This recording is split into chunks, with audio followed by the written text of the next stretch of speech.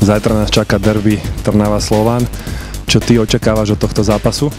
Tak v prvom rade očakávam výhru.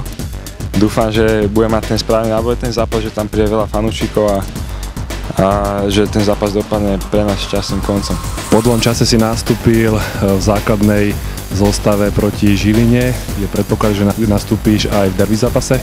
Tak ja dúfam, že dostanem opäť dôveru trénera a to už je na ňom, koho vybere, ktorých 11 hráčov, ale ak teda sa dostanem do tej základnej 11, rozdám na ihrisku všetko. Ak teda nastúpíš, tak to bude pre teba premiéra v derby zápase, pretože za A mužstvo si ešte nehral proti Trnave, ale ty si pamätáš určite taký dôležitý zápas v staršom doraste, keď si získali titul a práve posledný zápas sa vyhrali na Trnavu. Ako si spomínaš na tento zápas?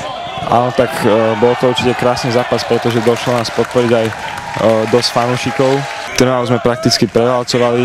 Ten zápas myslím, že skončil 3-0, takže dúfam, že zajtra bude niečo podobné. Kapitán mužstva je Mikovič, ktorý vždycky tak rád vyzdvihne ten derby zápas a vyhecuje to mužstvo, respektíve možno, že má aj také voči Slovanu nejaké pripomienky, čo by si ty chcel odkázať do Trnavy?